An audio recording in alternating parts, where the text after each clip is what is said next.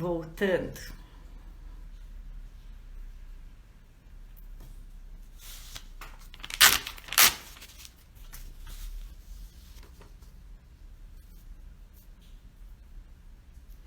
Vamos só aguardar então o Dr. Giovanni voltar.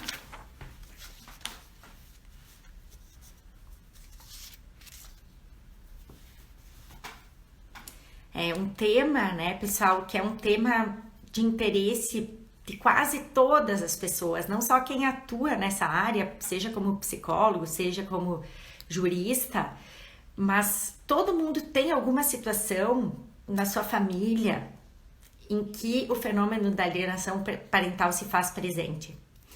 Infelizmente, assim, é algo muito triste, mas da mesma forma muito comum, com uma frequência muito alta. Então é um tema que nós não podemos evitar, nós temos que, pelo contrário, conversar o máximo possível, que é para tentar auxiliar. Eu acredito que a principal função seja a gente auxiliar na detecção precoce desse fenômeno, porque a única coisa que nós podemos fazer para prevenir é identificar precocemente essas ações dos genitores, alienadores no caso, para a gente cessar esse processo o quanto antes. Então, assim, estar atentos a toda e qualquer ação de um dos genitores no sentido de tentar afastá-lo, como o Dr. Giovanni bem falou, não é só falar mal do ex-companheiro, não. É ter qualquer tipo de ação para afastar esse genitor do seu antigo companheiro. Giovanni está entrando aqui.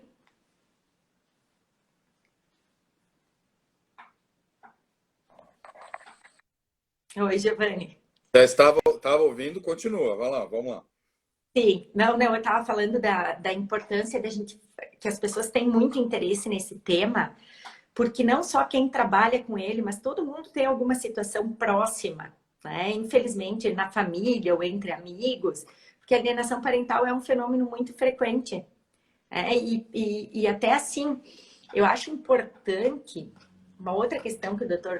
Giovanni falou logo no início, sobre o Brasil ter uma lei específica sobre alienação parental. Uhum. A lei é de 2010 e desde então ficou muito mais evidente o fenômeno. Então, se até hoje tem advogados que não se dão conta de que a criança envolvida no processo está sofrendo alienação parental, imaginem vocês antes de nós termos essa legislação específica, né? Então, a revogação da lei, como tu já colocaste a tua opinião, na minha também, é um retrocesso, porque se há problemas na interpretação, na aplicação dessa lei, nós temos que ver. Agora, que foi um instrumento fundamental na divulgação, principalmente, das características dos atos de alienação parental para auxiliar exatamente na prevenção desse fenômeno, né? Eu só não quero deixar sem resposta, não sei se ela voltou, a Ediane, ela fez uma pergunta em relação a testes de personalidade. É uma das espécies dos testes psicológicos que podem ser utilizados.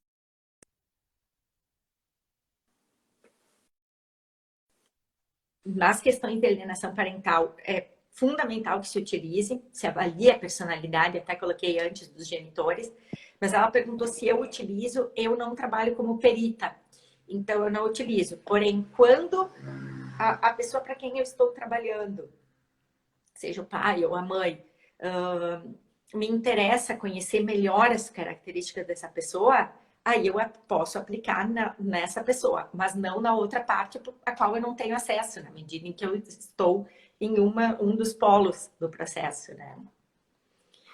Mas pode seguir, doutor Giovanni. Eu acho que uma situação interessante de reflexão desse comentário de que tem se aumentado muito aqui a notificação, né, da prática da alienação, entendo que tem muitas vertentes que justificam e explicam isso, né? Que é a questão, por exemplo, de que estão conhecendo o direito, estão conhecendo a legislação e etc. Mas, como muitos dizem, a alienação parental existe há muito tempo, quando nós a classificamos como um abuso psicológico.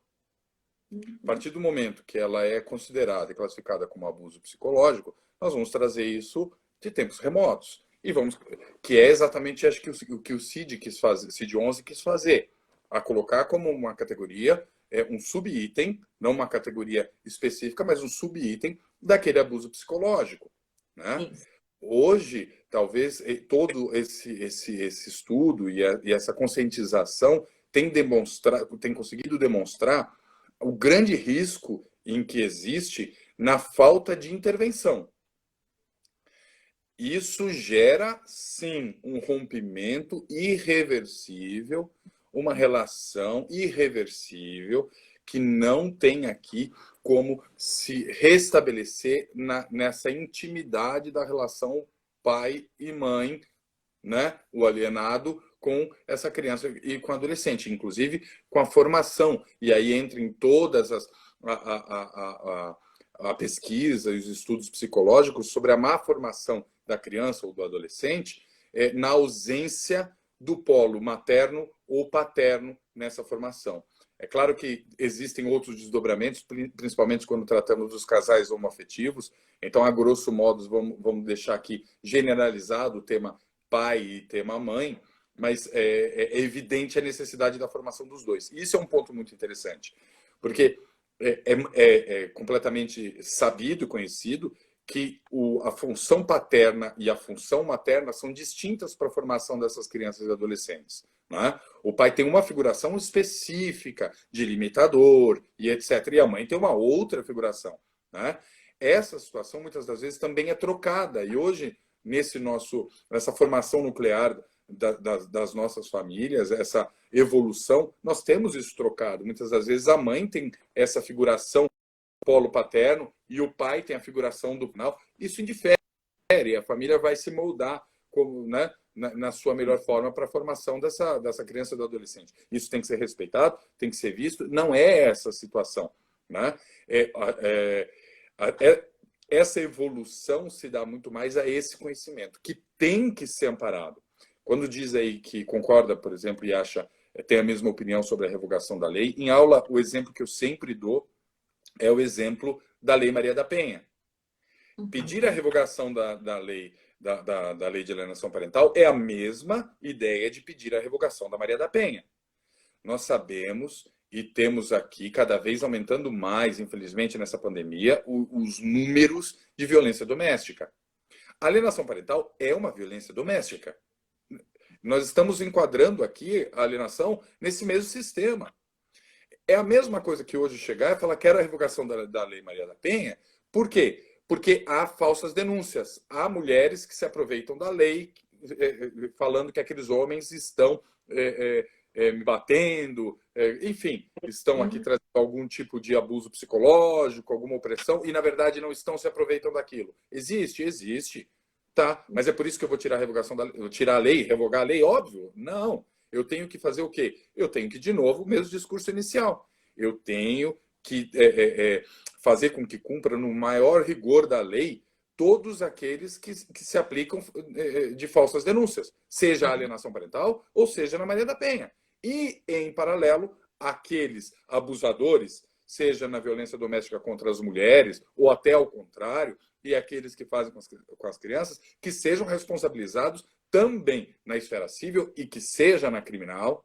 Nós temos um artigo que já saiu um tempo da professora Maria Berenice, né, excelente, trazendo exatamente essa nova postura de que é hoje permissível e tem aqui uma lógica para se pedir a prisão do genitor alienador. É um crime, é um crime absurdo. Se nós já conseguimos comparar, estamos cada vez comparando mais os danos da alienação parental com os danos da criança que sofreu abuso sexual, significa que isso realmente é sério. É muito sério. Então, não pode ser tratado, eu acho que esse é o grande princípio, de forma simples e leviana. Não pode. na minha opinião, é o grande mal dessa geração, desse século, dessa sociedade formada, é o mal da alienação parental. Porque ela é invisível e ela é lenta. Ela é muito lenta e ela vai se instaurando, instaurando, instaurando e crescendo a tal ponto que se torna reversível. E aí o prejuízo está causado. Então, o judiciário tem responsabilidade, sim. O setor psicológico tem responsabilidade, sim, mas nós sabemos de vias práticas. Então, também não adianta nós ficarmos colocando a culpa no outro. Eu tenho muito esse discurso. Ah, é culpa do judiciário. Ah, é culpa do perito. É culpa da falta de psicólogo. É culpa do valor monetário oferecido. Então, é essa a problemática. Por isso que é a ideia desse meu projeto científico. Então, ao invés de ficarmos colocando a culpa no colo do outro, vamos resolver. Vamos trazer toda essa comprovação, demonstrar que há necessidade dessa intervenção antecipatória, demonstrar que isso traz muito benefício para o judiciário em vários sentidos, inclusive econômico, que justifica a contratação de todos esses profissionais muito bem qualificados, a serem muito bem remunerados e termos, sim, que seja 1, 2, 3 psicólogos em cada comarca para atender tudo isso. Então, a gente efetiva essa ideia e esse trato para criança e adolescente. Temos que cumprir o artigo 227 e 229 da Constituição Federal, que diz sobre essa prioridade absoluta nas nossas crianças do trato. Sabe por quê? Porque, inclusive, se a gente não faz isso, e o judiciário precisa enxergar isso em algum momento, é ponto desse projeto, de que se essa criança, esse adolescente não for amparado imediatamente antes disso se tornar irreversível ou de aumentar essa sequela que seja, tá? Nós teremos retorno ao próprio judiciário de várias formas. Este casal que vai retornar brigando por outras situações, cada hora vai aparecer uma coisa, o direito das famílias é um elo. Entra com uma ação e um ganhou, entrou com outra, e o outro ganhou e entrou com outra, e isso perdura 5, 10, 20 anos. A ação de que essa própria criança, esse próprio adolescente, vai retornar para o judiciário. Ele mesmo, como parte. E muitas das vezes, os números são terríveis, e muitas das vezes ele volta como jovem infrator. Porque ele saiu dali para com grandes traumas e problemas causados por essa alienação, diversos são os resultados e os diagnósticos, vai sair dali para uma grande depressão, uma grande frustração, que vai se enfiar nas drogas, que vai se enfiar em outras situações e vai retornar para esse judiciário como jovem infrator. Uhum. Quando as partes... E aí eu vi alguém comentando... tem IBDFAN Sete Lagoas nos brindando com a honra ali. De entrar. Falando, Giovanni, eu já continua falando, só vou ter que conectar. Ok, a sua questão acho que tá bem. Ok. Daí me ouve, Luciana. Vou continuando aqui com todo mundo. Acho que essa necessidade aqui, nesse momento, de preocupação em resolver todas essas situações, ela começa, inclusive, na própria separação, no próprio divórcio, onde os advogados têm a obrigação legal de não instigar a litigiosidade. Começa daqui, e a gente sabe que em vias práticas há muito dano causado aqui. Os advogados têm a obrigação de tentar, sim, de demonstrar a necessidade de uma mediação, de buscar a resolução consensual do conflito, porque instigar de qualquer forma que seja, né, essa litigiosidade vai trazer reflexos, inclusive que resvalam na alienação parental e na litigiosidade constante. Quando essa litigiosidade é instalada, as partes buscam em outras pessoas as respostas das suas vidas, que seriam de direito delas e de autonomia delas. Então ela busca num próximo, e o primeiro porto seguro vai ser esse advogado ou advogada, onde ela vai estabelecer essa confiança, para buscar ali o resultado e as respostas da sua vida, inclusive dos seus filhos, o destino dos seus filhos, e entrega no colo do outro. Tá? Que isso é entregue no colo do judiciário, que aí também temos que defender o judiciário e os peritos. Pega uma bomba de um relacionamento, de uma relação mal fundada, mal trabalhada, mal estabelecida, e muitas das vezes sabemos que uma das partes está sofrendo pela falta de bom senso do outro. Mas também outras tantas, sabemos que os dois não têm o bom senso. E não têm a maturidade de parar e entender que essa relação conjugal, como foi muito bem, a tua fala foi espetacular. A diferença entre a conjugalidade e a paternidade. Então, desculpa, e a parentalidade. A parentalidade é uma coisa e a conjugalidade é outra, que sempre vai vai resvalar em tudo, nessa litigiosidade, nessa continuidade. A parentalidade ela tem que ser vista hoje como uma coisa que nós ainda não temos, eu acho que estofo mesmo, para visualizar, exatamente por esse discurso que nós tivemos sobre o momento atual que estamos para a transição dessa guarda compartilhada. A parentalidade vista de forma igualitária ainda não é prática da nossa sociedade. E muitas das vezes a obrigatoriedade, por exemplo, de um regime de convivência ser executado por um genitor que está abandonando aquela criança, quantas das vezes isso é menos sadio e mais prejudicial, porque obrigar, como já disse nossa ministra Nancy, amar é facultativo, né? Cuidar é obrigatório, mas amar é facultativo. Ninguém vai conseguir ter essa obrigatoriedade, que é o contrário da alienação, quando há esse outro tipo de sofrimento, que é o abandono afetivo. Quando não há, isso tem que ser amparado. É constitucional o direito à convivência da criança com ambos os genitores. Isso tem que ser amparado. Então, tem que parar de ter discurso de que é uma situação muito simples, ou que vai se resolver, ou vamos esperar o contraditório, com tudo isso que nós falamos. E acho que um ponto importante também para a gente ressaltar aqui, que a alienação parental não vai apenas focar essa questão da parentalidade, ou do pai, ou da mãe, ou desses genitores alienadores, mas sim a toda pessoa, né, que esteja nessa convivência familiar e que, inclusive, tenha aqui, em momentos, a guarda dessa criança ou a convivência, que estejam aqui educando e auxiliando, contribuindo com a formação dessa criança e do adolescente. Os avós, né? Isso se estende muito. Isso se estende muito. Às vezes, um genitor está alienando e começa a família também a amparar.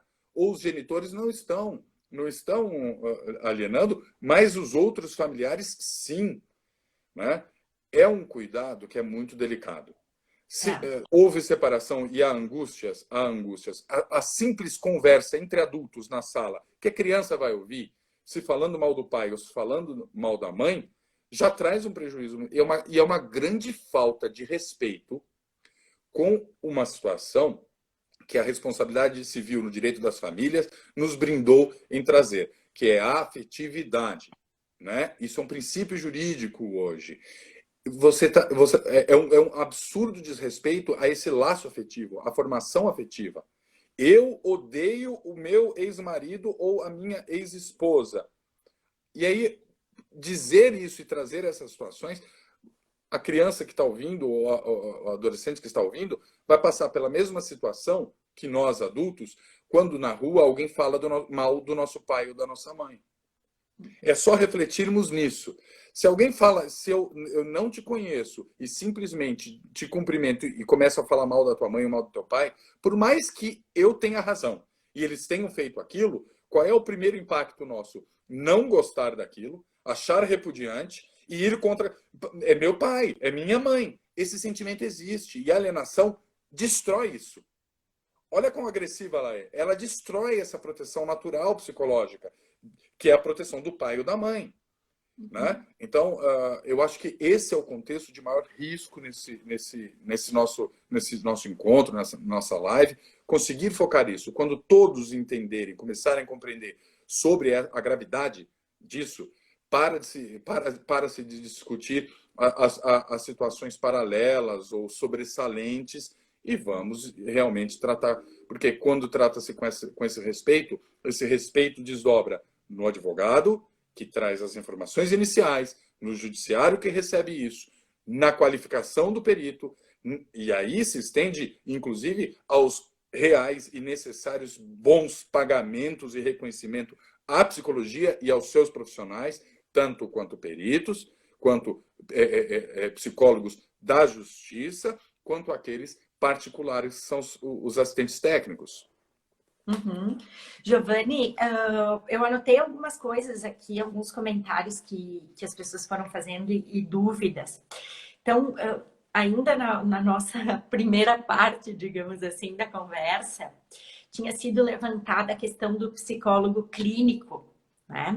O psicólogo clínico não é o nosso tema aqui da live, mas ele também tem um aspecto essencial quando da alienação parental. Porque essa criança, esse adolescente que está sofrendo alienação parental, tanto a vítima da alienação parental, que é a criança, quanto os próprios pais, o alienador e o alienado, todos precisam de acompanhamento psicológico. Então, assim, é uma situação muito grave, em que cada parte sofre por motivos diferentes, mas todos estão em sofrimento. Então, o pessoal ali colocou: a alienação parental é consequência do litígio? Eu posso dizer que sim. Porque quando a pessoa não vai tentar afastar o seu filho do outro genitor se tudo estiver bem entre os dois. E, inclusive, o Dr. Giovanni bem colocou lá no início da live que aquele genitor que está alienando, ele não faz isso pensando ou se dando conta conscientemente, fazendo mal para o filho. Ele acha que está protegendo essa criança. Então, sim, isso se dá, sim, num contexto litigioso. E é por isso que alguém falou a respeito da mediação, se é indicada nesses casos ou não. Na minha opinião, para que um caso tenha indicação de mediação, tem que ter um nível mínimo de comunicação entre as partes. Porque se o grau do litígio estiver demasiadamente intenso, eu acredito que a mediação não caiba. Não sei qual é a tua opinião, Giovanni. Acho que são dois pontos aí, né? O primeiro, a questão que realmente é oriunda da litigiosidade entre o casal, de uma separação e etc. E a primeira dessa situação da separação, essa é a tese de Gardner, né? Então, é a tese dele de que isso naturalmente é um conflito dessa litigiosidade na quebra da conjugalidade. Eu acho que eu discordo. Eu discordo. Entendo que realmente a gente consegue efetivar a demonstração, o conhecimento através das brigas e das separações. Uhum. Entendo que sim. É onde é mais evidente. Mas, como muito bem dito no início, no meio da live, você havia comentado a situação de que a alienação parental é muito presente também onde não há separação. Há muita alienação parental praticada em relações, por exemplo, exteriorizadas a parentalidade específica dos genitores, uhum, né? Do pai, da mãe, da avó. Hoje se fala muito, e temos estudos muito aprofundados sobre a alienação parental nos idosos. Então, eu acho que a separação ela é apenas um meio, ela é apenas intermediária para que nos facilite a observação disso. Uhum. Por quê? Porque isso acaba indo para o judiciário. Porque já que há uma briga e uma litigiosidade na conjugalidade, então vem esfera patrimonial, vem esfera de guarda, aquilo que eu não consegui resolver em conversa, eu quero apoio do judiciário, é onde acabamos conhecendo a alienação parental. Mas isso existe em todos os lugares, em muitos lugares, inclusive praticado por ambos os genitores, em situações simples a mais gravosas. Então, eu acho que ele é apenas um mecanismo para a nossa observação. Essa seria a minha opinião. Uhum. Tá? Sim, eu acho que eu me expressei mal na medida em que tu agora falaste do litígio judicial, né? Eu quis dizer que a alienação parental acontece sempre que tem um conflito, não um litígio formal, digamos assim. Litígio no sentido de que tem uma briga entre esse casal, mas não necessariamente que esse litígio seja judicializado, né? Isso que eu quis, só para esclarecer como eu tinha colocado. Mas eu acho que, por exemplo, vamos formar um exemplo. Uhum. A sogra nunca gostou daquela nora. Ah, sim, sim. Tá? Nunca gostou daquela nora, e aí sempre foi contrário ao casamento, sempre falou pro filho, né? E aí, de repente, naquela relação tem a criança e ela expõe isso sempre para a criança. Sua mãe não presta, não gosta da sua mãe por causa disso, ou traz indícios disso. Não há aqui claro, há da avó com a nora. Eu concordo, entendo. Mas acho que eu tenho muito medo de trazer rótulos ou estereotipar. Por quê? Porque eu tenho muito medo da polarização. Muito. Ou seja, quando eu trato que a alienação parental é uma lei contra a mulher, eu estou polarizando. Ela não é contra a mulher. Ela é a favor da criança. A Lei Maria da Penha não é contra o homem e por isso merece revogação. Ela é a favor de qualquer um que sofra violência doméstica. Há várias decisões protegendo o homem, né?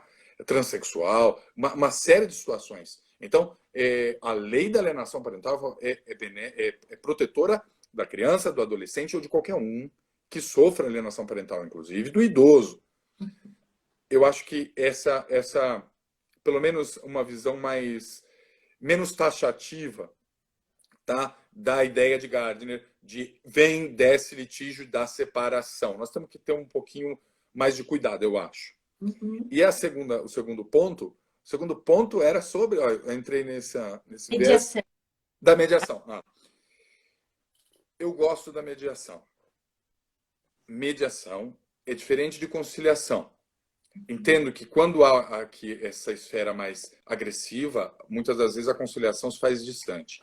Mas o trabalho de uma mediação do profissional muito bem qualificado para isso, conhecedor disso, especializado nisso, acaba sendo quase que um perito nesse assunto.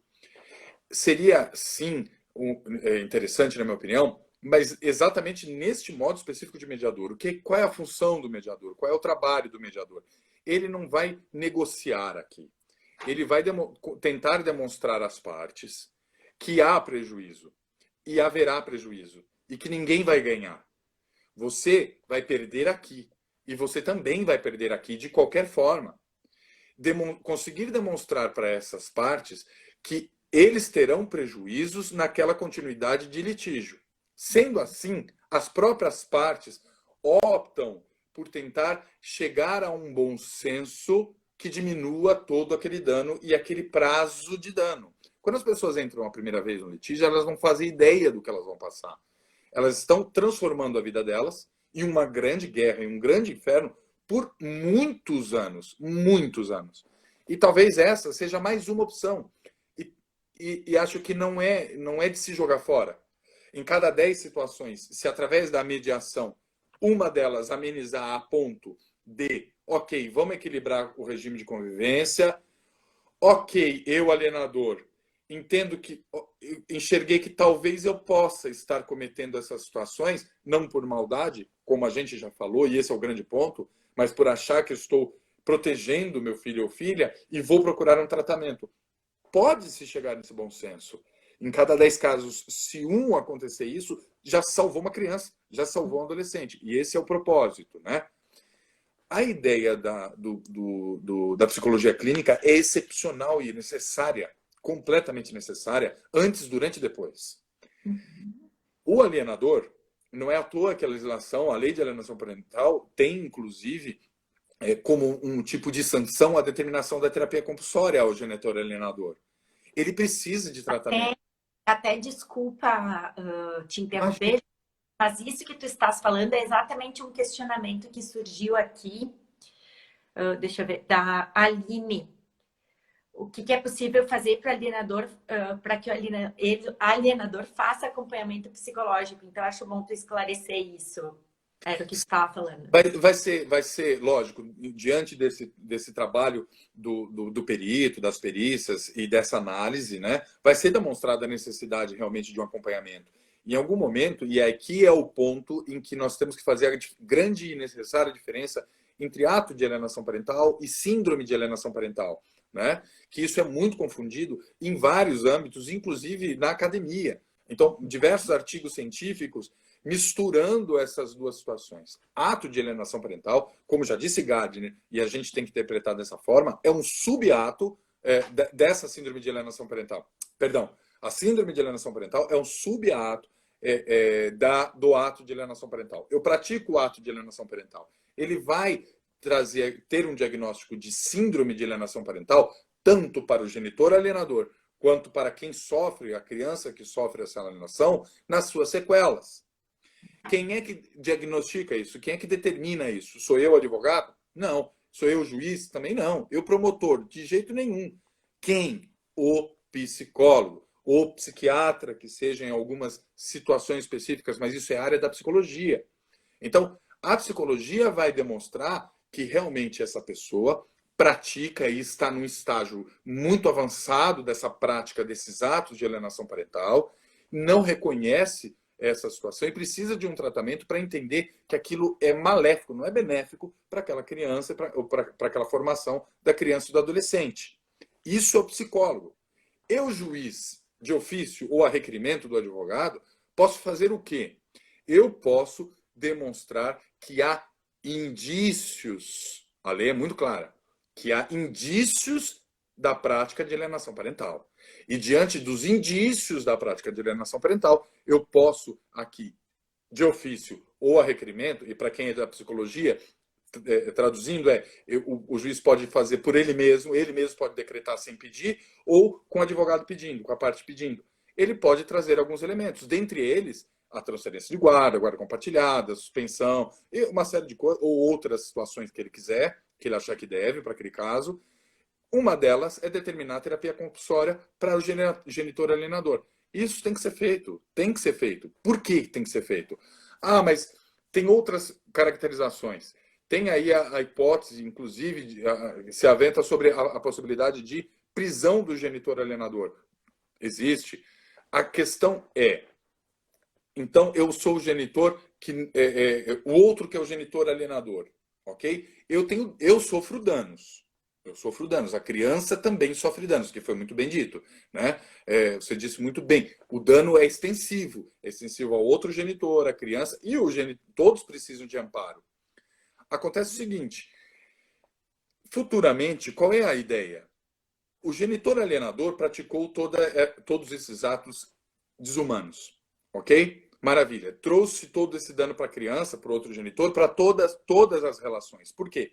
Porque a criança adolescente, então, que conseguiu ser salva, protegida, em algum momento ela vai se dar conta do que o outro genitor, o genitor alienador, fez com ela. E a repulsa vai ser inversa. Opa, nós temos que tomar o segundo cuidado. Isso também tem que ser restabelecido. A ideia do amparo não é tirar do genitor alienador e nunca mais vai ver. Claro, cada caso é um caso. Mas entendendo a necessidade de formação dessa criança adolescente, é a boa convivência com ambos os genitores. Pensando nessa possibilidade, então qual é a ideia? É de eu pedir realmente uma terapia. Teve um afastamento, teve qualquer situação negativa, pedir o tratamento e o acompanhamento psicológico pela saúde da parte do genitor alienador. Para quê? Porque essa convivência um dia será retomada. E quando for retomada, ela tem que ser sadia. Então, não adianta nada continuar aqui a pessoa portadora, olha aí de novo a situação da síndrome, portadora da síndrome de alienação parental e retomar a convivência. Quando retoma-se essa convivência, a prática vai ser a mesma. E os danos já existem, eles vão ser retomados. Então, este é o grande cuidado. Precisa, sim, dos três e de todos os outros envolvidos. E entendo que todos os outros envolvidos mesmo, se tem uma outra parte, que a gente deu o exemplo da avó e da sogra, tem que ser chamada a lide e tem que responder pelos atos de alienação parental também, todas as partes que praticam aqueles atos, para realmente proteger essa criança num futuro, numa futura convivência, como muito bem disse, no mundo real e no mundo imaginário, no que a gente quer que seja o melhor mesmo. Oi? Mundo ideal. Mundo ideal, perfeito. No mundo ideal e no mundo real, o mundo ideal dessa criança e do adolescente é que essa pessoa aqui que sofreu todos esses danos e que praticou os atos de alienação também, os dois genitores, eles têm um total conhecimento da extensão do dano para essa criança, restabeleçam-se, cuidem-se com seus psicólogos clínicos, vai ter aí que seja compulsoriamente ou não, tá? Pode ser no início desse processo. Feito isso, aí nós vamos para um mundo ideal da convivência dessa criança, desse adolescente, com ambos os genitores saudáveis, com os cuidados e sabendo do mal que eles fizeram. Porque, a grosso modo, vamos colocar a grosso modo, porque não podemos dar número de 100%, 99% dos casos, como a gente disse, ainda que aquele alienador tenha a consciência do que ele está fazendo, ele com certeza absoluta não tem a consciência do dano e da sequela e da frustração e do trauma que ele vai causar lá na frente aquele que ele mais ama. E essa é a grande tristeza. Os filhos, aqueles que eles mais amam, eles destroem a vida. E eles, é óbvio que com o acompanhamento, com o apoio clínico, o apoio do psicólogo e etc., ele enxergando isso, é óbvio que então aí nós teremos um mundo ideal onde eles vão se policiar para que não efetivem mais esse tipo de insanidade, né? Tô vendo que tem muita pergunta. Enquanto tu dá uma olhadinha ali, Giovanni, eu queria pontuar. Nós já falamos antes da importância do papel do advogado na prevenção, na identificação precoce da alienação parental. Eu acredito que seja papel também do advogado esse encaminhamento para tratamento psicológico. Eu tenho vários colegas do direito, né, da minha faculdade de direito, que trabalham na área de família, que eles têm como prática isso. Quando identificam que o seu cliente está enredado, digamos assim, num processo de alienação parental, eles próprios encaminham. E lógico que, assim, quando tem um assistente técnico trabalhando, vamos pegar um caso que eu esteja atuando como, seja chamada para atuar como assistente técnica daquela parte. Eu vou identificar que está acontecendo alienação parental, mas que essa pessoa, para quem eu fui chamada a ajudar, é o alienador. Então, eu tenho a responsabilidade de mostrar para essa pessoa que ela está cometendo atos de alienação parental, porque como tu bem colocaste, isso, na maioria das vezes, não é consciente. Ou o fato de que está causando prejuízo ao filho, a pessoa não tem nem noção disso, na maioria das vezes. Então, eu acredito que, novamente, seja papel do advogado também, não só dele, né? Mas pode ser. E quanto à mediação, eu acredito que o próprio advogado das partes possa trabalhar no sentido do acordo quando o nível de conflito não for tão intenso. Porque eu coloquei que a mediação não seria bem-vinda nesses casos em que o conflito é tão intenso que as pessoas não consigam sequer ficar no mesmo ambiente. Mas quando tem chance de se chegar a um denominador comum, sempre é a melhor alternativa. Não depender do judiciário desses processos tão longos, né? Mas sabe, na prática, para resolver essa situação, boas mediações têm sido feitas exatamente com esse pensamento. As partes não vão ser trabalhadas em conjunto. O mediador vai ouvir realmente uma parte isolada, depois a outra. Ele não vai negociar entre as partes, mas ele vai fazer realmente um trabalho individual para demonstrar a extensão do dano causado pela continuidade dessa postura impositiva de não tem conversa. Então, é tentar demonstrar isso, entende? Uhum. Isso eu acho que é um caminho interessante a se pensar. Eu acho. Sim. Eu posso fazer um adendo? Tem uma pergunta aqui interessantíssima da Dayana sobre a troca abrupta da guarda do alienador para o alienado, se não piora o dano psicológico. Eu quero a tua opinião também, mas eu tenho uma opinião muito próxima, muito próxima não, idêntica do professor Rolf Madaleno. O diagnosticou tem que imediatamente fazer a troca abrupta, por mais que seja abrupta. Porque o dano causado pelo genitor alienador é muito maior do que essa continuidade, né, essa espera, essa tentativa lenta de regresso. Ela imediatamente tem que não seja trocada, mas que vai depender de cada caso, né, tem que ser analisado individualmente, mas a instauração de uma guarda compartilhada, de uma ampliação do regime de convivência, ou até a troca da guarda, se for necessário. Nós estamos falando em estágios em que há pelo menos uma comunicação ainda há um mínimo de relação entre o genitor alienado e a criança, suficiente para que isso não seja tão traumático, tão desesperador. Há índices de suicídio, há índices de estágio de depressão terríveis, pelo dano que isso tudo causa, né?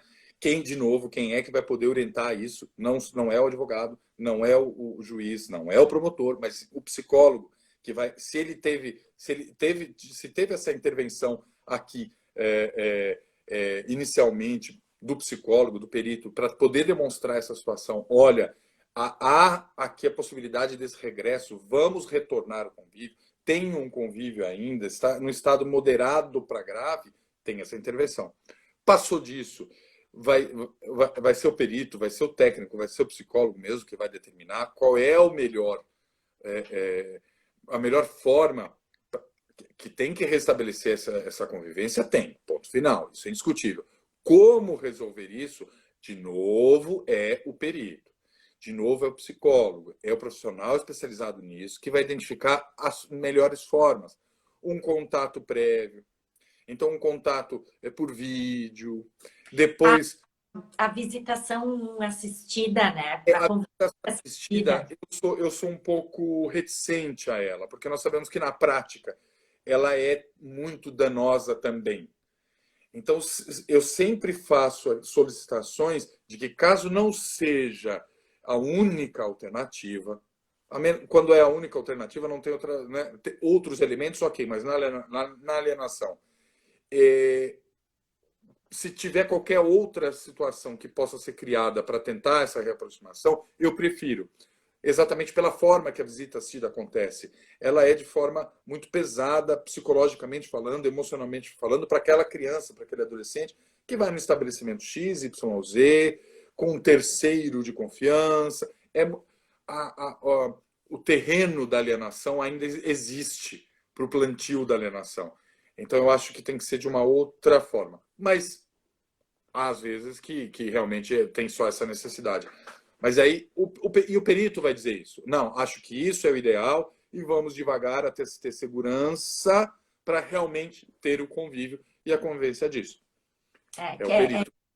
É isso que eu ia colocar, que assim, na minha opinião, essa questão da reversão da guarda, cada caso tem que ser analisado individualmente. Por quê? Porque depende do grau em que já chegou essa alienação. Então, assim, se é um caso como aquele que eu citei lá no início, da síndrome de alienação parental, estágio grave, nós não temos como colocar esses filhos em convivência direta com o genitor alienado, porque eles não vão ficar. Sim. Nesse caso específico sobre o qual eu estou me referindo, que é uma situação bem grave, os filhos se negam a ficar com outro genitor. Não querem ver ele de jeito nenhum. Então, nesses casos, é como tu falaste, sempre tem que retomar o convívio. Mas a forma como esse convívio vai ser retomado é que vai mudar, vai variar de acordo com, principalmente, na minha opinião, quanto ao grau de alienação. Eu acho que esse é o momento em que os advogados, os assistentes técnicos vão precisar muito do apoio sobre-humano e do trabalho sobre-humano do genitor alienado. Por quê? Nesse estágio muito grave, o genitor alienado vai ter que ter muito sangue frio, por amor ao próprio filho ou filha, dessa retomada. Porque ela vai ser vagarosa, vai ser lenta, e ele vai sofrer muito, porque ele vai ouvir o próprio filho, a própria filha, o xingando, ofendendo, repudiando, como se realmente ele fosse a pior pessoa do universo, sem nenhum... Porque todas as boas memórias, as memórias positivas de uma vida que teve ali convivência com aquele genitor, elas são simplesmente apagadas. É como se nunca tivesse existido uma boa relação. Como sempre aquela pessoa fosse uma pessoa horripilante. E ele vai ter esse retorno do próprio filho ou da própria filha. Então, eu acho aí é um cuidado que a gente pede muito da parte.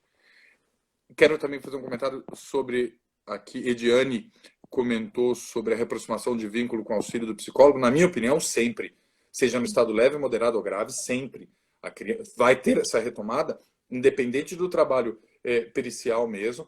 Há de se ter o acompanhamento psicológico da criança constante, tem que ter do genitor alienado também, e aí a terapia que seja ainda compulsória do alienador, mas dos três envolvidos. Tem que ter. E aí, se tratando especificamente da criança, não dá para fazer essa reabilitação de convivência, de intimidade, sem um apoio psicológico. Tem que ter. Com certeza, concordo plenamente. Então, nós podemos ver com isso que o psicólogo, quando se trata da alienação parental, ele pode exercer muitos papéis, né? A perícia, que foi o que nós colocamos aqui, que inclusive na perícia já temos dois papéis, que são o do perito e o do assistente técnico. O nosso foco de hoje destacou mais esse papel, mas em virtude dos comentários das pessoas, que eu faço questão de agradecer, porque vão nos norteando de acordo com os interesses de quem está nos assistindo, né? Então, nós acabamos falando desse outro papel fundamental do psicólogo na alienação parental, que é o do tratamento, da psicoterapia, do tratamento clínico de todos os atores, vamos chamar assim, desse processo. Como tu colocaste, né, Giovanni? Acho que eu sei que está dando o nosso horário já para vencer de novo o vídeo, mas teve uma pergunta que eu vi até alguém depois também tentando responder sobre uma questão feminista, se a advogada sendo feminista ou qualquer outra coisa. Nós comentamos bastante isso também, nessa questão da polarização. Isso é incabível, porque não é um direito da mulher, não é um direito do homem, não é uma lei contra a mulher, não é uma lei contra o homem, e sim um direito da criança e do adolescente que tem que ser defendido com unhas e dentes, sim. Não interessa quem esteja alienando, se é pai, se é mãe, se é homem, se é mulher, e nós, profissionais do direito, da psicologia, etc., não podemos permitir realmente essa exteriorização de algo estereotipado ou polarizado. A mulher é assim, o homem é assado. Isso na minha opinião, isso é inadmissível. Eu não defendo o direito de gênero, eu defendo o direito do indivíduo. A criança é um indivíduo, ele é um ser que precisa de apoio e proteção. E precisa de apoio e proteção por N motivos, porque ele não tem realmente condição de se defender sozinho. É por isso que o Estado intervém e é por isso que todos nós temos que intervir. Então, não existe essa opção. Tem que se olhar pelo olhar infantil. E o advogado tem que ter esse cuidado, né? Não sei, Luciana, o que vai ter participação especial no final da live? Veio falar oi? Olha ali. Olha aí, ó. Tem os peixinhos lá atrás. Passou aqui. Tá batendo aí no nosso tempo, enfim. Sim. Não sei se quer fazer algum comentário antes de eu agradecer. Não, eu acredito que assim é um tema pelo qual as pessoas têm muito interesse, então eu acho que o que fica mais destacado de hoje é que nós temos que fazer outras. Com certeza, com certeza. Né? Sim, sim. Eu acho que temos que mudar a realidade, Guerra. A ideia é essa, que é a ideia do projeto, etc. Muita coisa foi dita na live, interessante, eu acho. Vai ficar guardada no canal, eu tenho um canal do YouTube, que inclusive tem algumas questões de direito para alunos de direito mesmo, estudo direito das famílias, sessões, e as lives eu tenho colocado lá. Vou colocar essa também, vou postar nos meus stories. Então, para quem quiser acessar, vai ficar fácil de conhecer o canal, se inscrever lá também e assistir. Então, Guerra, tiveram várias situações que nós comentamos sobre isso, sobre essa realidade, sobre alterar isso. Vai poder aí ter a oportunidade de assistir lá. Fico à disposição. Vamos fazer quantas forem necessárias. Quanto mais conversar sobre isso, mais a gente puder ampliar as ideias e o raciocínio sobre isso e beneficiar. Se alguma criança for beneficiada com esse ato nosso de despender essas 2 horas, nós dois e todos que estiveram presentes, acho que já é suficiente, né? E acho que Com essa é a ideia mesmo. Então, essa. conte comigo. Adorei o convite, muito honrado, muito feliz, tá? Desejo que tenhamos muito sucesso nessa proteção tão necessária. Com certeza. Obrigado. Eu que te agradeço, por ter aceito o meu convite e acho que iniciamos uma parceria aí que tem futuro, né? Pelo menos, assim, é que nem tu disseste, né? Militando pelas crianças Sim, que são aquelas que, como tu bem disse, né? Não tem quem as defenda. Elas não conseguem se defender sozinhas, então elas precisam que alguém as defenda. Então, assim, doutor Giovanni, muito obrigada mais uma vez pela tua participação. Agradeço também a todos os comentários, as perguntas. E assim, o que a gente não conseguiu responder, vocês podem mandar direto para nós, via mensagem, que nós vamos ter o maior prazer em estar respondendo. maravilha. Querida, muito obrigado. A todos também, boa noite. Obrigado pela presença. Boa E noite. até a próxima. Até a próxima. Boa Tchau, tchau. noite.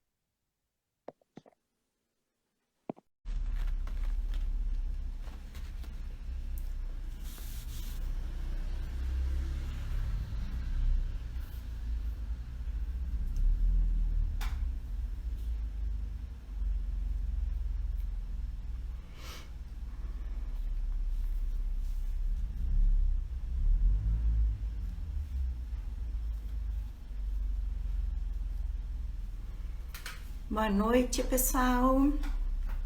Vamos aguardar que em breve o professor Giovanni já vai ingressar.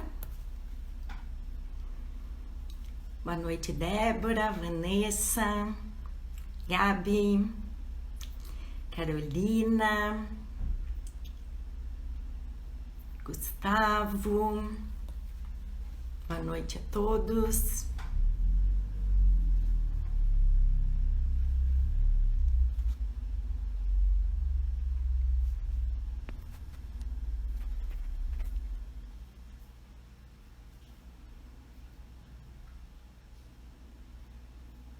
Giovanni entrou. Mariana, boa noite. Muito obrigada por vocês estarem aqui.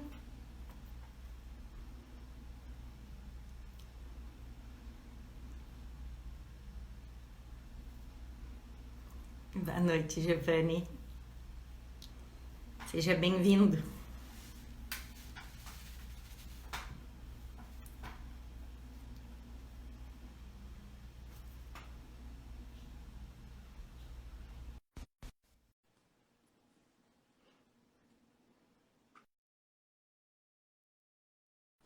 Boa noite, Nilson. Boa Tá aí, noite. Boa noite, Luciana. Tudo bem? tudo bem com você? Tudo ótimo. Que bom. Então, estava falando para o pessoal que eu estava te aguardando, né? Tá? Hoje, então, nós vamos fazer aqui diálogos entre direito e psicologia. Maravilhoso. Né? Eu gostaria, Giovanni, que para iniciar, tu te apresentasse. Claro, nós temos pessoas do meu perfil, do teu perfil. Tá? Eu acho importante tu fazer uma breve apresentação para a gente iniciar. Claro. Primeiro de tudo, eu quero agradecer imensamente o convite, parabenizar pela ideia. Acho que as áreas têm que se comunicar assim sempre. Excelente ideia. Então, meu nome é Giovanni, sou advogado especializado na área de família e sucessões e venho aqui desenvolvendo trabalho científico, pesquisa científica na área da psicologia, psicologia da saúde, com foco na área infanto-juvenil, né? Então, aos danos psicológicos infantis, aos abusos psicológicos, a todo tipo de abuso, inclusive alienação parental, né? Que é o nosso tema de hoje, né? Delicado, difícil, enfim. Então, esse sou eu, muito prazer, e mais uma vez, muito obrigado aí pela ideia e pela oportunidade, Luciana. E você também, por favor, se apresente. Tá bom.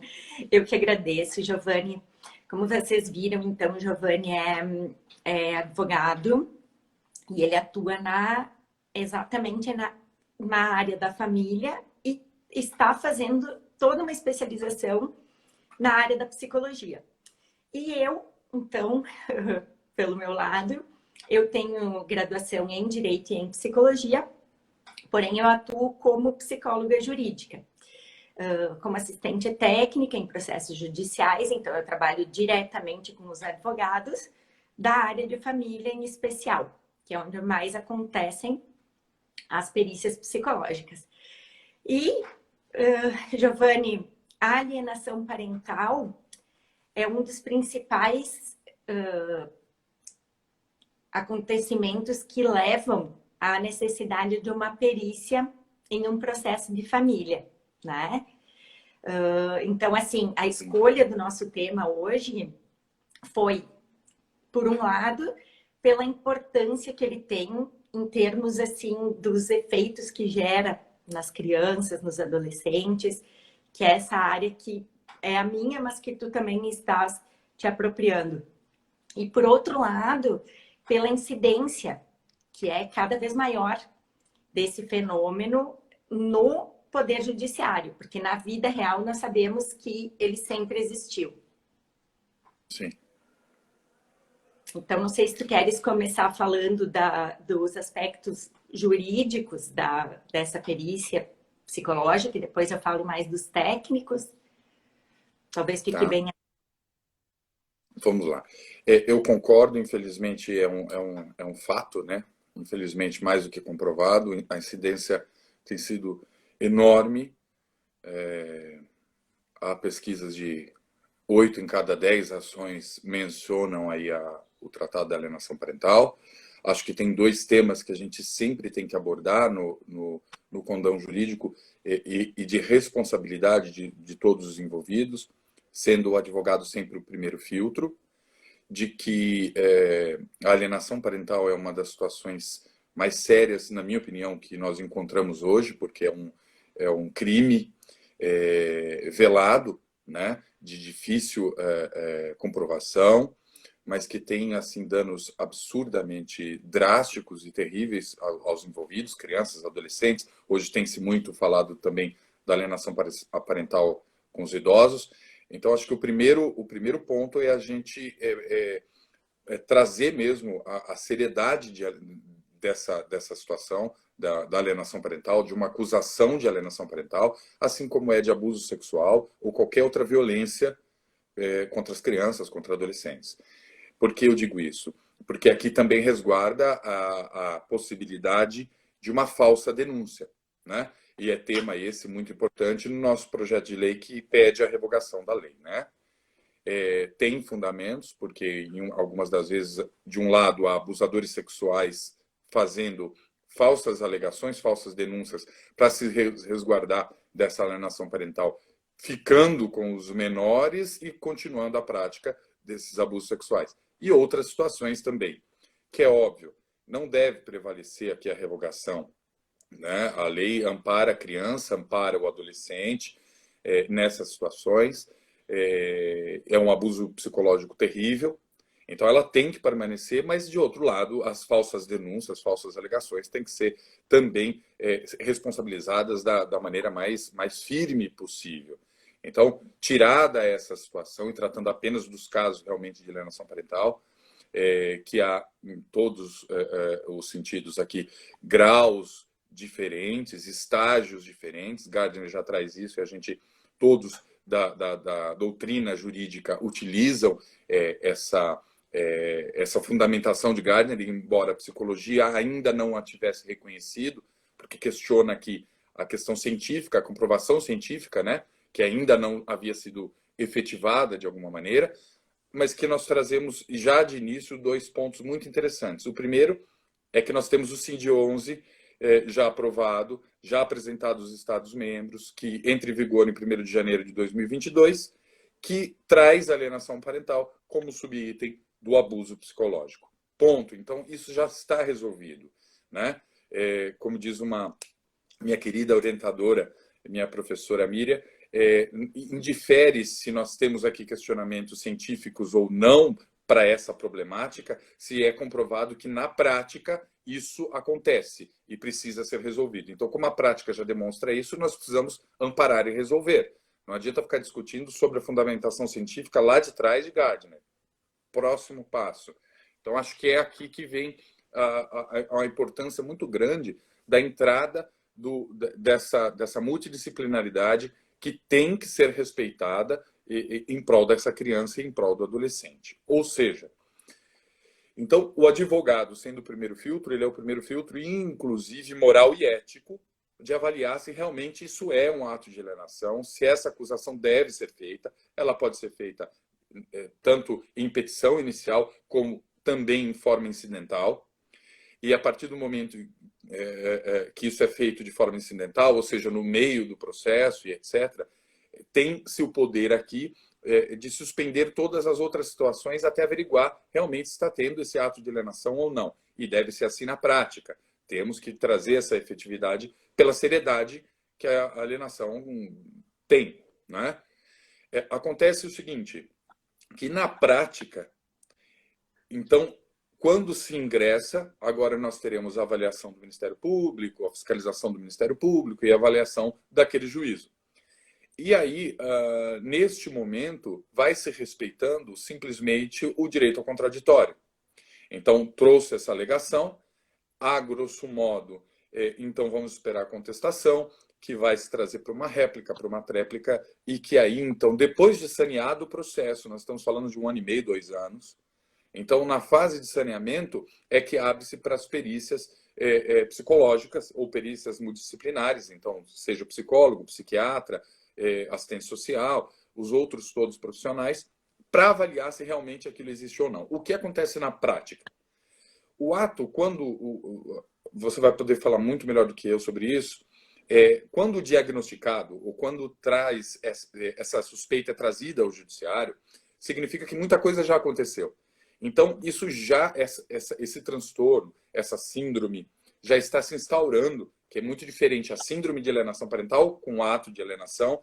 Eu sei que vai ser um ponto aí da nossa conversa, mas quando diagnosticado, isso, na maioria das vezes, já passou do estado leve, né, da grade, da tabela leve de Gardner, já está aqui para moderado e grave. Então, vários indícios aqui já estão demonstrando o sofrimento e o prejuízo e o trauma psicológico, seja o problema na escola, dificuldade escolar, começa a se ter um distanciamento do genitor e genitor alienados, e por aí vai. Então, já tem aqui um problema sendo demonstrado, um reflexo, um trauma sendo visível.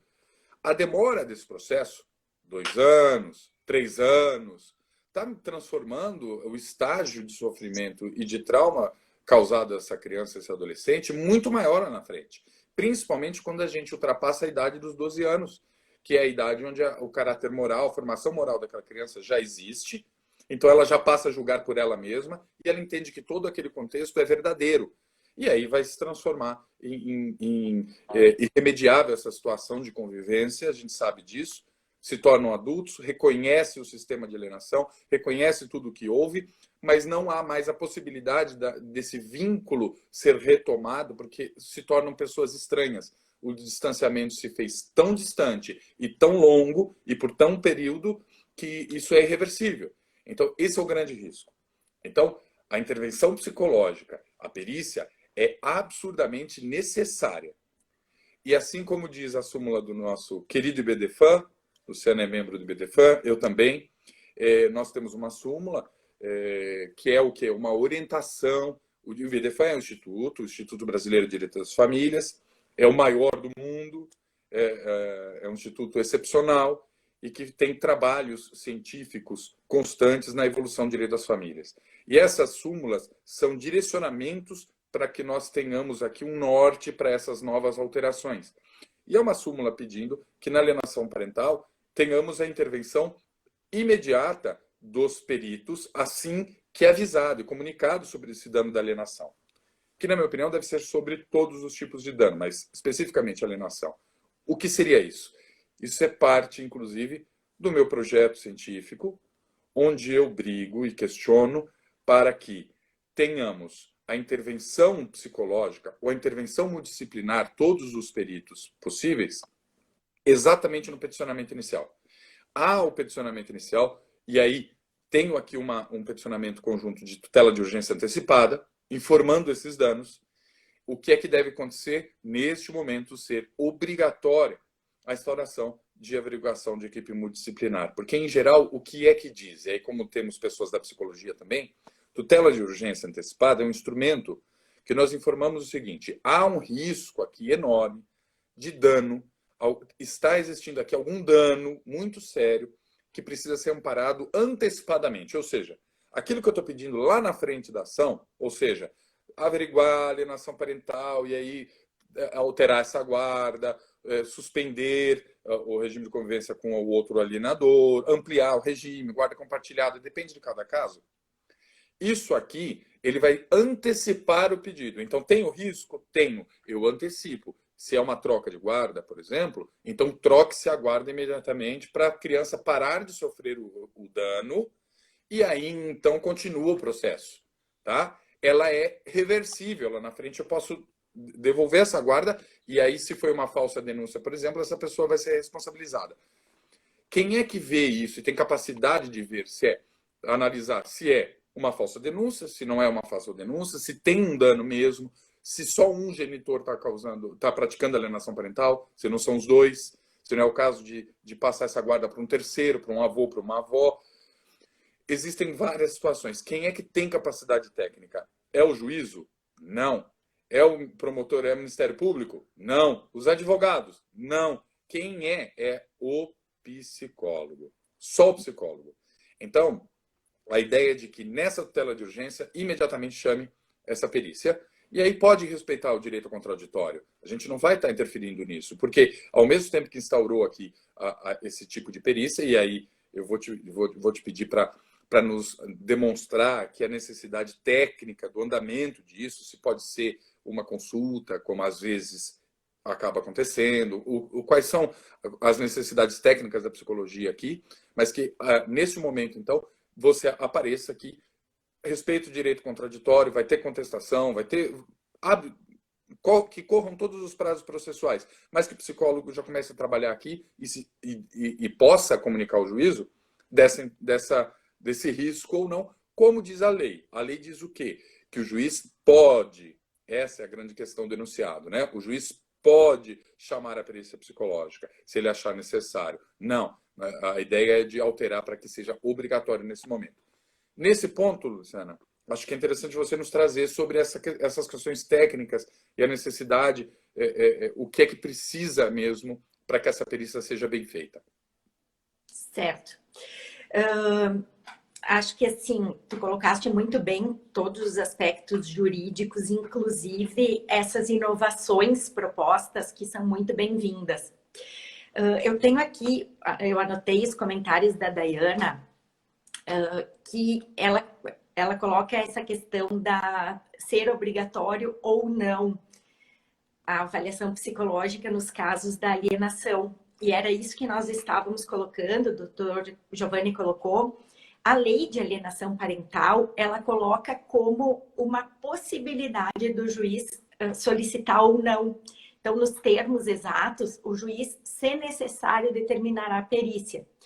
E esse enunciado do IBDFAN, enunciado 28, ele diz que o magistrado depende de avaliação técnica para dizer se houve ou não alienação parental.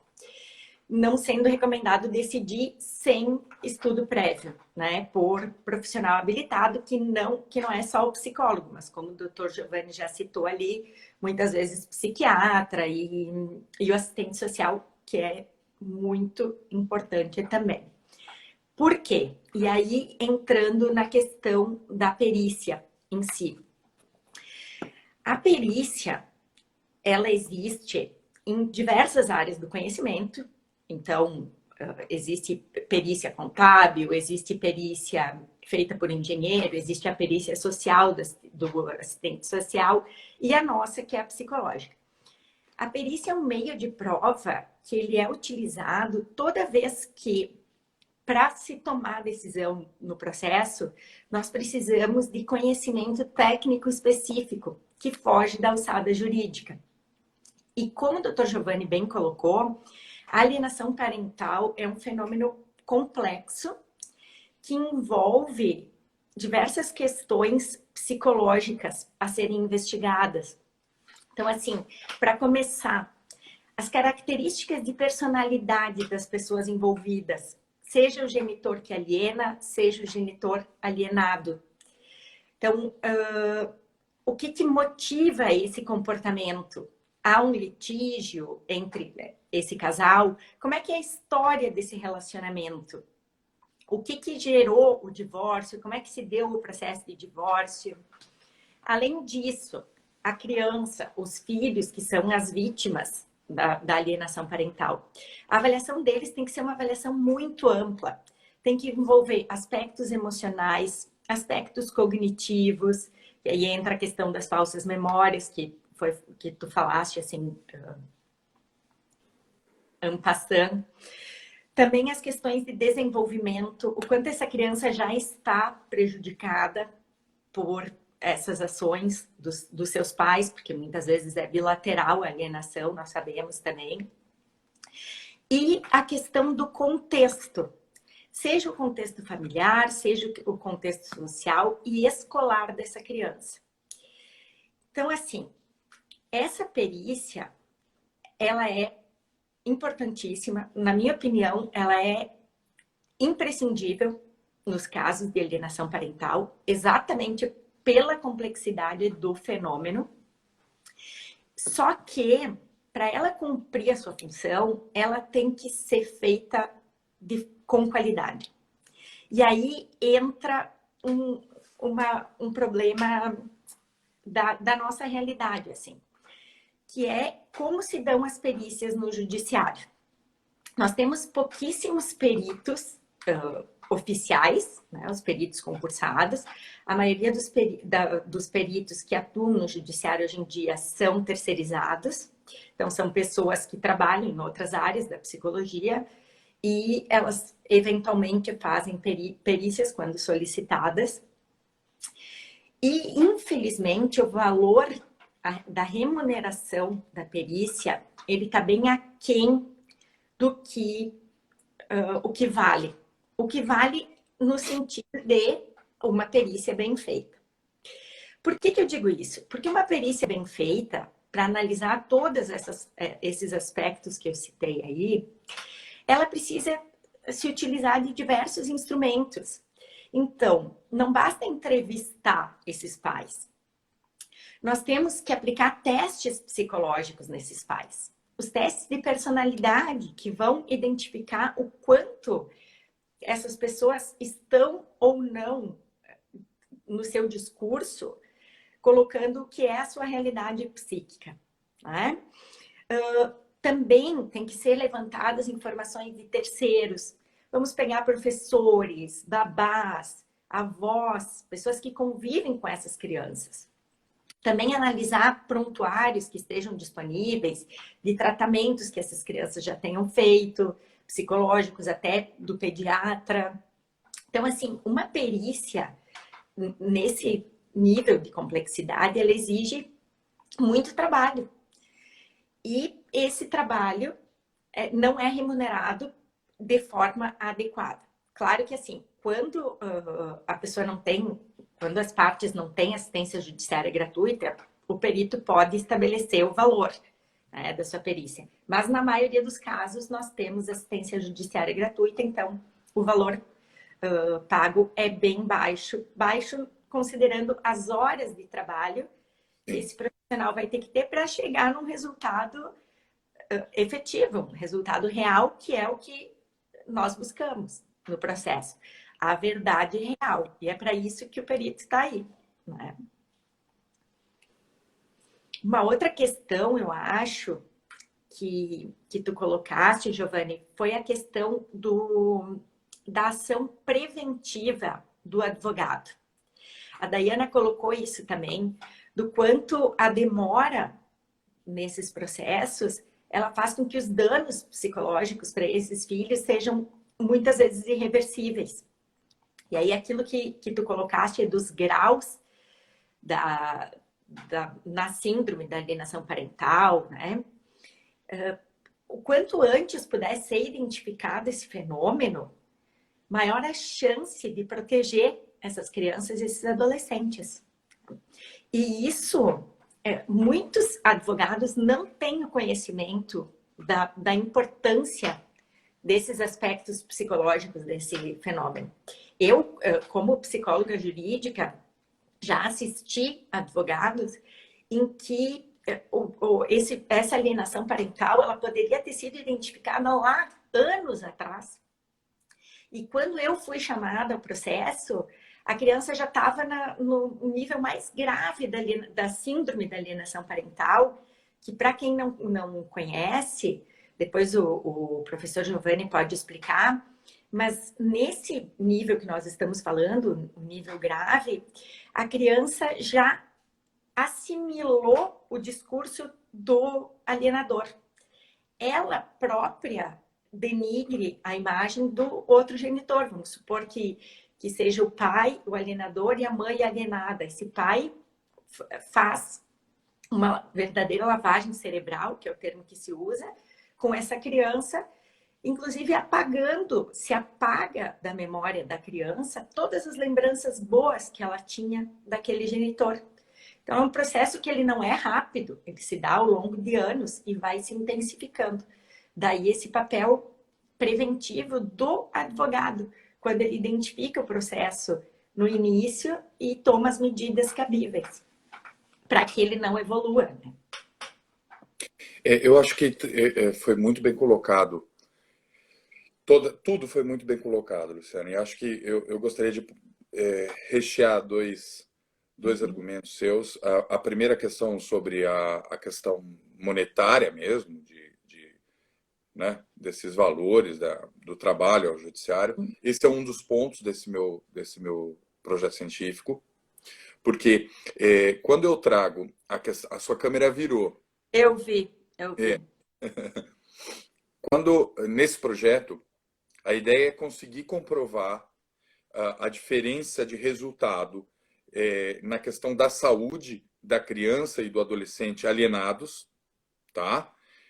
Nos casos em que há intervenção antecipatória e a intervenção tardia.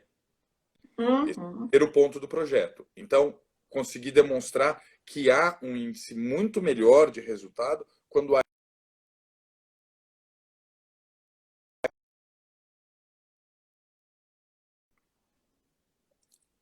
Luciana, me ouve? Ah, voltou. Voltou com filtro. Com filtro de coraçõezinhos aí.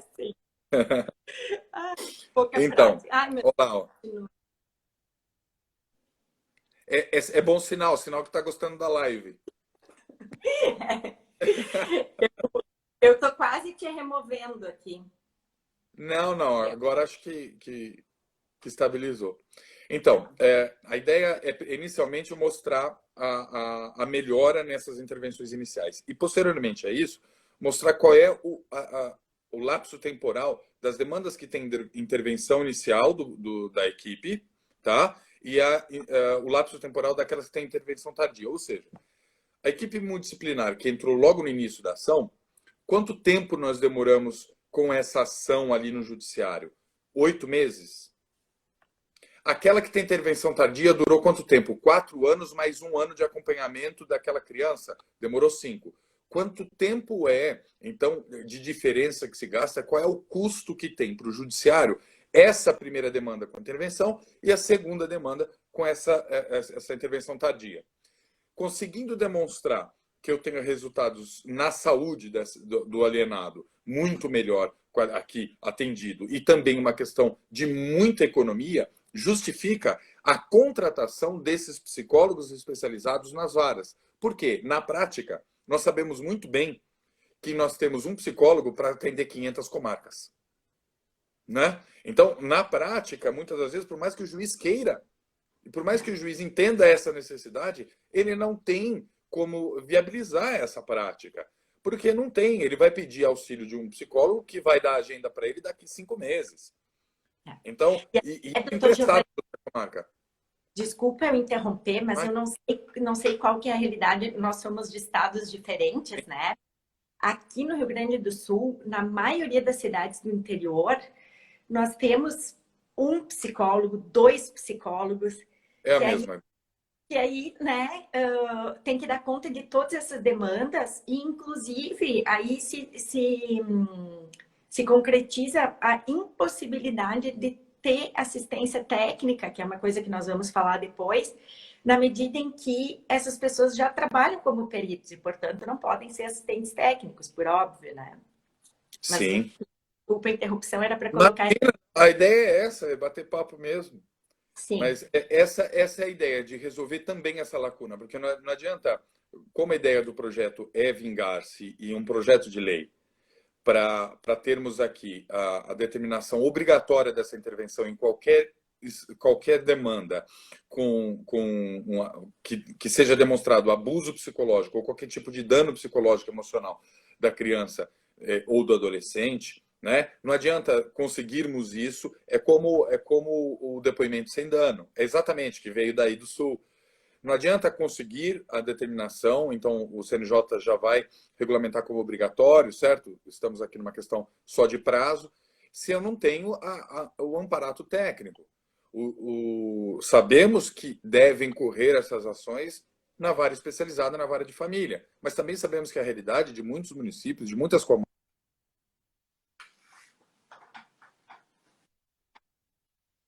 a realidade dessas comarcas e desses municípios é muito aquém disso. Nós temos uma vara única e muitas das vezes nós temos varas cíveis não especializadas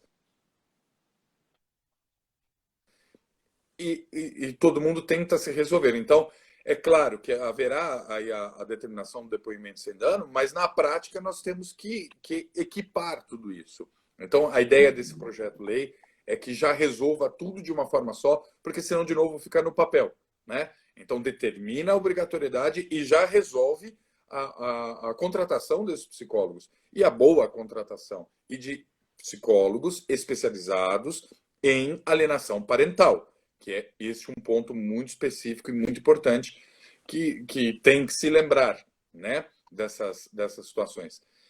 O Brasil, Luciano, na minha opinião, é o seguinte: o Brasil é pioneiro, né? Nós sabemos que é pioneiro em legislar a alienação parental, é pioneiro em muitas coisas, é pioneiro em tratar do afeto como um objeto de responsabilidade jurídica, né? De indenizatória, não é isso?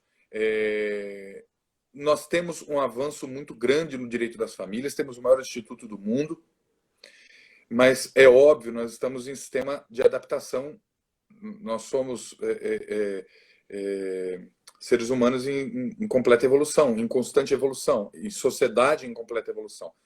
A família continua em constante evolução. Hoje nós falamos, né, de relacionamentos e casamentos homoafetivos, nós falamos de multiparentalidade, nós falamos de família mosaico. São diversas as situações, das próprias, até a evolução da adoção. Muita coisa vem acontecendo rápido, né? De forma muito rápida, com o apoio do nosso BDFAN. Maravilha.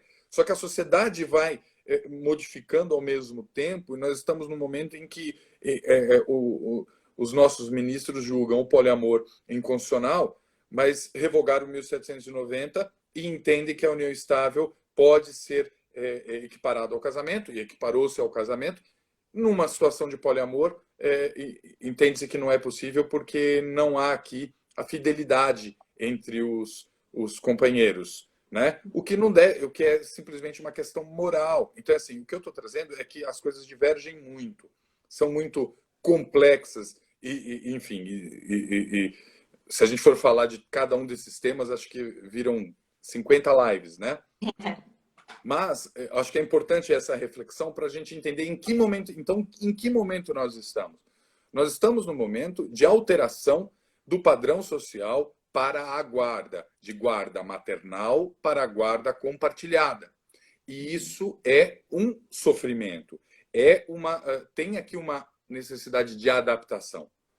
Se antes nós tínhamos uma guarda completamente paternal, num sistema arcaico, né, onde o homem mandava, ele era proprietário do filho, ele era proprietário de todas essas situações, como um Deus. Muita doutrina traz essa nomenclatura, se colocando nessa postura, sem aceitar críticas, conselhos, opiniões, etc. Obviamente, nós estamos num avanço que tem que fugir disso, caminhando aqui para uma igualdade, etc. Passamos para um momento em que a mulher, entre aspas, começa a ser valorizada na sociedade, através do quê? Da sua feminilidade, da questão maternal, do vínculo com o filho, e ganha isso que a gente tem hoje, dessa concepção amorosa e afetiva e dessa relação maternal. Maravilha, isso é passado. Estamos agora num presente alterando, onde temos uma guarda compartilhada. A mulher briga pelo seu direito em ir aqui para trabalhar, para ter aqui uma questão igualitária, para ter os mesmos direitos, a mesma visibilidade, o mesmo respeito, né? E aí, então, esses filhos que estavam aqui sendo cuidados pela mãe, ele tem que ser cuidado pelos dois. Ou seja, o pai que está nessa situação nova, ele tem obrigação de ajudar. Mas ajudar não é só com pensão alimentícia. Ajudar em trocar a fralda, ajudar em levar para a escola, em fazer a lição de casa, levar para o médico, ouvir os conflitos, em educar, né? E muitas das vezes é onde surgem aqui as ações de abandono afetivo. E aí temos essa problemática. E do outro lado, que é onde bate muito a questão da alienação parental, é essa genitora que está acostumada com essa posse do filho, não permitir essa igualdade na convivência e na educação, né? E aqui geram os grandes conflitos. E aí acho que o ponto final, para te dar o gancho para entrar nessa sequência da perícia especializada, eu acho que é muito importante a gente trazer que nos casos muito graves, até que chegou a comentar, do caso grave, há um indício muito grande de que o alienador ou a alienadora não sabem que estão alienando. Eles entendem que realmente estão protegendo o filho ou a filha daquele outro genitor. E muitas das vezes até as próprias angústias de uma separação, de um divórcio traumático e sofrimentos aqui que são carregados e não bem resolvidos, são trazidos para esse momento, entendendo que aquela pessoa que a parte odeia pela separação é realmente uma parte maléfica para aquela criança. E não vê a necessidade de que os dois estejam em conjunto e bem resolvidos, pelo menos no que diz respeito à educação e à criação, para a formação daquela criança e do adolescente. Então vai se formar apenas com uma vertente, não com a outra, e começa a alienação. Que, embora tenhamos lá no artigo 2º da lei um rol, ele é exemplificativo, ele traz algumas questões, e o leigo sempre pontua. É falar mal do pai ou falar mal da mãe, né? Não, isso aqui é um dos milhares de exemplos que podem ser criados e seguidos. A alienação parental está muito além disso. É qualquer situação opositora à formação benéfica da relação do outro genitor. Então, o exemplo que tem uma professora que dá muito esse exemplo, que acho incrível, o mero exemplo de que o genitor alienador, então vamos colocar que é o pai que é o alienador nessa história, a mãe vem buscar a criança, então o pai mora ali no apartamento, a mãe chega para buscar a criança, ele desce com a criança para a criança ir então com a mãe no carro. E vem abraçado, vem chorando no colo. Não, fica tranquilo, o tempo vai passar rápido, já já volta com o papai, vai estar tudo bem, pode ir. Isso é profundamente um ato de alienação. Aquela outra pessoa está sendo colocada naquela situação como alguém que tira a alegria da criança em estar com o outro genitor. Não é isso. E um ponto pior, que eu acho que e esse é o mais existente, é quando esses genitores entram em conflito e querem disputar, além de outras situações, disputar a visibilidade na educação dessa criança e do adolescente. Todos nós, eu, você, todo mundo que está na live, todo mundo que vai assistir depois, todos nós, enquanto crianças, jogamos. Todos jogamos. E jogamos no quê? Com o pai, com a mãe, com a avó, com todo mundo. Onde eu me beneficio mais. Isso é absolutamente natural. Então, se o pai deixa jogar, por exemplo, videogame o dia inteiro, eu quero ficar na casa do meu pai, não quero ficar na casa da minha mãe. Se o meu pai não briga tanto para que eu estude, leia e etc., eu quero ficar na casa do meu pai, não vou querer ficar na casa. Porque minha mãe faz o quê? Eu dormi cedo, me faz não me deixa ficar o dia inteiro no celular, me faz ajudar nas tarefas de casa, tenta me educar. Então eu faço esse jogo. Isso daqui não deixa de ser alienação parental. Eu estou induzindo de que essa situação ela é mais benéfica na criação e na educação, quando, na verdade, isso devia ser em conjunto. Então, se teve, por exemplo, um castigo, e foi a mãe que deu o castigo, está de castigo porque me respondeu, e teve aqui uma demonstração de limite, esse é o limite. Você rompeu. Então, agora vai ficar sem o celular ou qualquer outra situação assim. Veio para o pai, o pai tem que estar sabendo disso e dizer, aqui é do mesmo jeito. Nós educamos igual, não tem jogo. E não tem pai melhor ou mãe melhor. Para os adolescentes, todo pai e toda mãe são os piores pais do mundo, certo? Então, é essa visão que tem que ter. Não vai ter que ter, claro, dentro de um bom senso, com cuidado, mas com essa conexão. Então, a alienação parental vai muito além. E para o perito olhar isso, conseguir constatar, conseguir laudar isso, exatamente o que foi muito bem comentado por ti. Você tem que ter e a própria lei diz isso, né?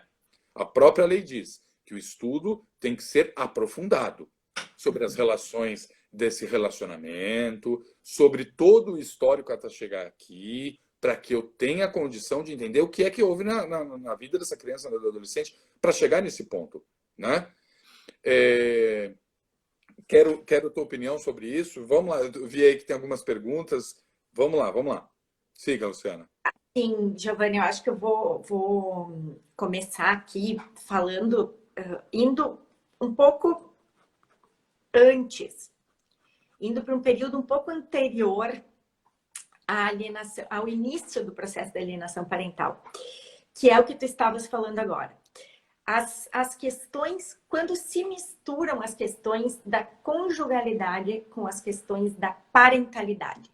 Então, assim, terminou um casamento, uma união estável, que quer que seja, houve uma separação, um divórcio, isso significa que aquele casal rompeu enquanto casal. Porém, no momento que esse casal tem um filho ou vários filhos, eles vão ser pais conjuntamente para sempre. Só que, assim, muitas pessoas têm dificuldade de separar as duas coisas. Nós sabemos que a maioria dos relacionamentos, quando termina, não termina bem. Pelo menos para uma das partes.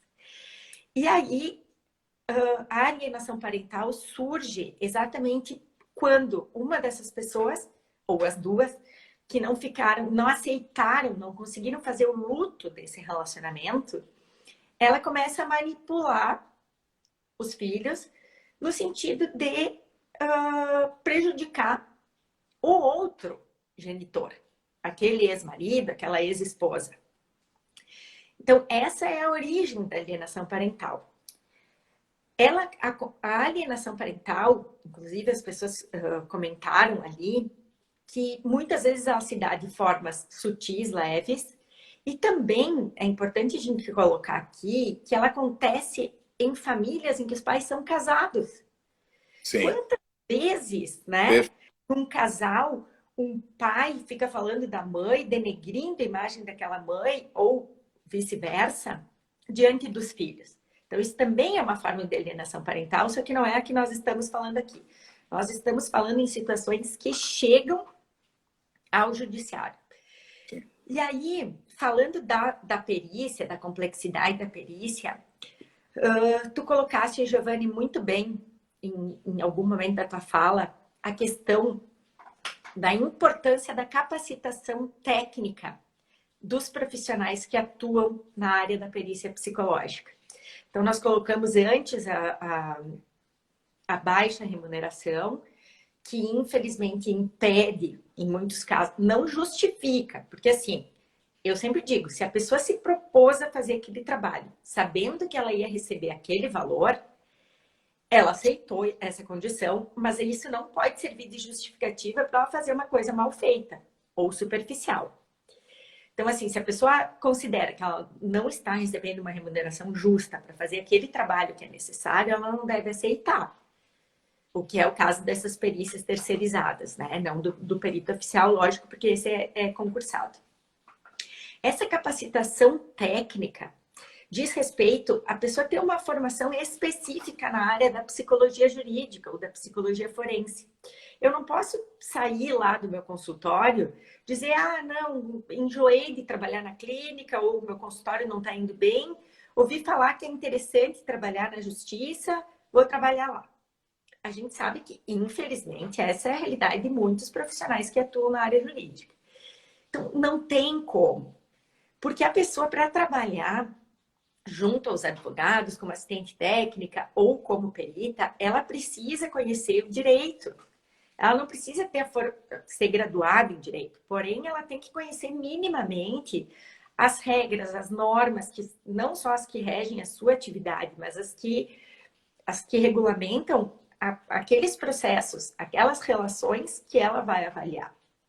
Então, essa formação técnica específica em psicologia jurídica, eu considero fundamental para quem vai atuar nessa área. E só para pegar o gancho, já que eu citei o assistente técnico aí, voltando aos advogados, né? A importância do papel que eles têm, então, de identificar esse fenômeno lá no início, e enquanto não se tornar lei, né? Esse teu projeto, Giovanni, da antecipação dessa prova, dessa tutela, né? E tomara que vire. Hã? Tomara que vire. Com certeza, né? Porque só vem a beneficiar quem nós mais temos que proteger, né? Que são as crianças e os adolescentes. Então, tudo que vier nesse sentido é muito bem-vindo.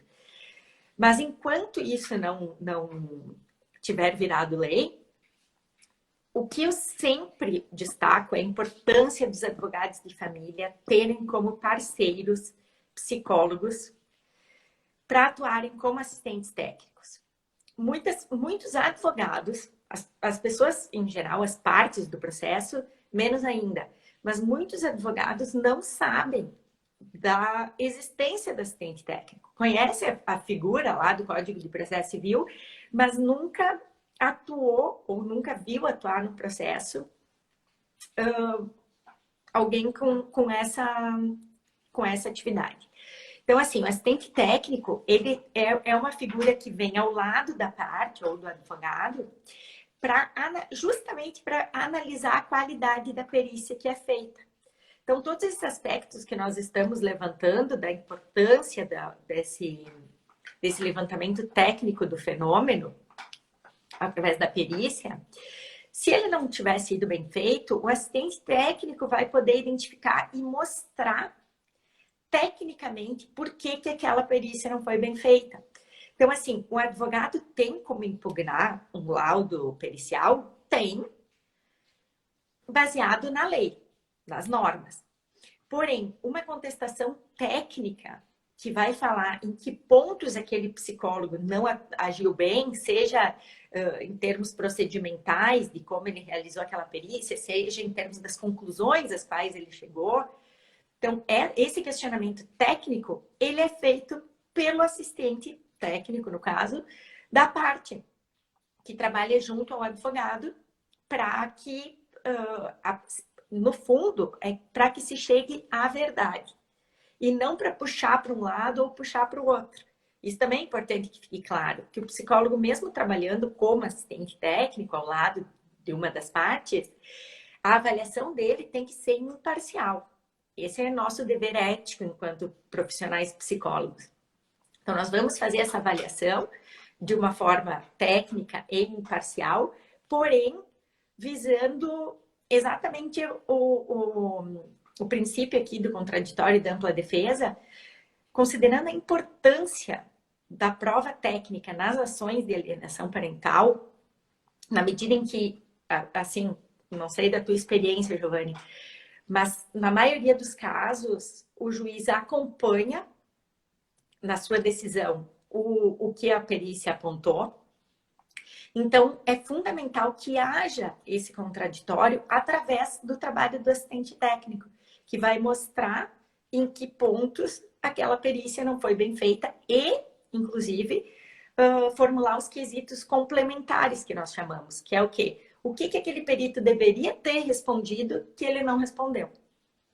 Então, não sei, acho que seria interessante tu colocares essa impugnação jurídica da perícia. Eu acho que esse é um aspecto bem importante também.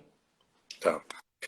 Acho que antes de entrar nesse ponto, eu vi aí que tiveram algumas perguntas sobre a questão da condição financeira, quando ela não atende aqui a contratação desse assistente técnico, né?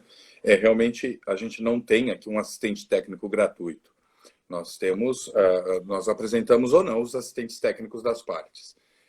Acontece que acho que a grande diferenciação para essa impugnação jurídica e a técnica é identificar também qual a profundidade do acompanhamento desses assistentes técnicos. Então, o assistente técnico ele não vai só, assim como advogado, enviar os quesitos são formulados por esse assistente técnico, né? Que tem o seu conhecimento para saber o que perguntar e como perguntar, para saber o que precisa saber para demonstrar aquela situação, né? Agora, depois disso, em paralelo a isso, quando vem esses laudos, quando vem essas proposituras, e durante o período de realização desses testes, seja um rochar, seja qualquer situação que tenha acontecido nesse momento, o assistente técnico pode acompanhar o passo a passo. Então, o assistente técnico pode acompanhar o que foi perguntado, como foi feito o teste, quais foram as respostas dos testes, para que chegasse àquela conclusão, e aí, de forma técnica, eu posso dizer, não, se tivermos essas respostas, esses resultados, também poderia chegar a tal conclusão conforme esta linha de pensamento e essa literatura psicológica. Então, é uma coisa muito mais técnica, muito mais amparada.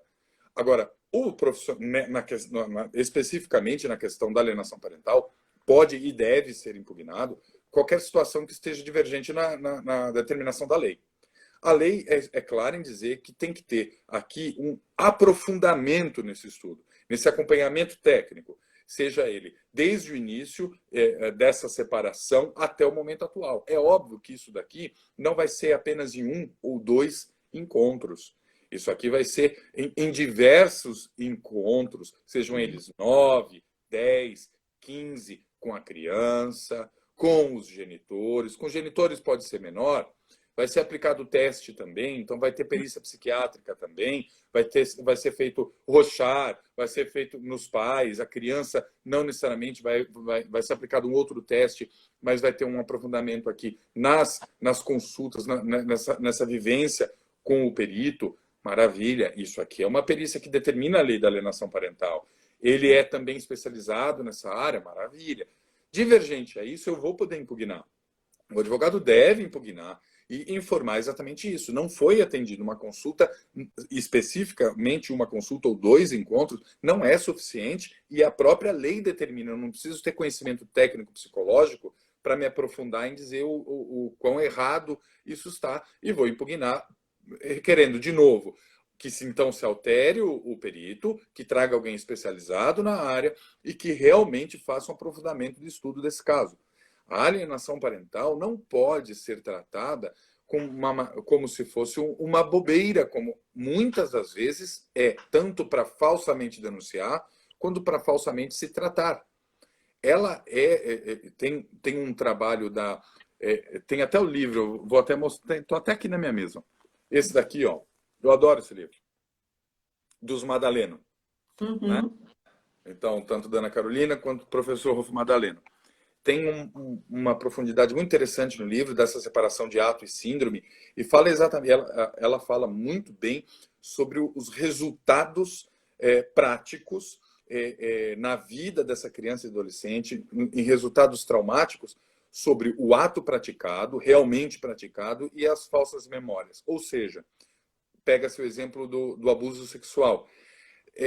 Tem estudos que demonstram que o abuso sexual sofrido por uma criança já tem um dano X, que é o mesmo dano daquela que não sofreu, mas que teve implantação de falsas memórias como se tivesse sofrido pela alienação. Ou seja, é disso que nós estamos falando. Estamos falando de uma destruição na estrutura dessa criança e adolescente que vai se refletir neste adulto que vem depois para essa nossa sociedade. O Estado tem essa responsabilidade de não permitir isso, porque se o genitor alienado não consegue, exatamente por dividir esse poder familiar com o genitor alienador, e pede intervenção do Estado, ele não pode se tornar omisso. E muitas das vezes o judiciário é corresponsável por essa extensão do dano à criança ou adolescente. Principalmente quando não acata o chamamento do perito, da intervenção, ou dos peritos, da intervenção multidisciplinar, para tratar de uma situação que não há competentes ali para aquele julgamento. Nem o magistrado, seja de primeira ou segunda instância, ou seja, Ministério Público, ou advogado, e etc. E um ponto que a gente falou, mas eu vi algumas perguntas ou comentários nesse sentido, concordo plenamente. Os advogados são, sim, o primeiro filtro dessa demanda, em avaliar se aquilo é falsa denúncia e não deixar prosseguir com aquilo, de orientar os teus clientes e tentar amenizar a situação, amenizar aquela relação entre eles e demonstrar a necessidade da convivência com esse filho, que vai ser eterna e necessária para a sua saúde psicológica, enfim.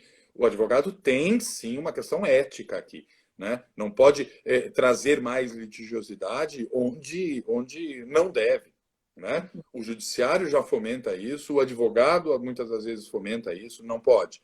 Nós temos que ter uma outra conduta, com certeza absoluta. Tem uma palestra que eu dou, inclusive, muito na OAB, que é Delicadezas e Ética no Direito das Famílias, que trata exatamente desses pontos onde nós temos a obrigatoriedade de ter esse outro olhar, né, amenizador, apaziguador, e muitas das vezes, orientador, porque senão não faz jus estarmos advogando no direito das famílias e direito sucessório também, né? Luciana, eu não sei como é que está. É o próprio princípio constitucional do melhor interesse da criança. Eu acho que essa é a base de tudo que nós estamos falando, né? Eu só não quero deixar passar alguns comentários aí das pessoas.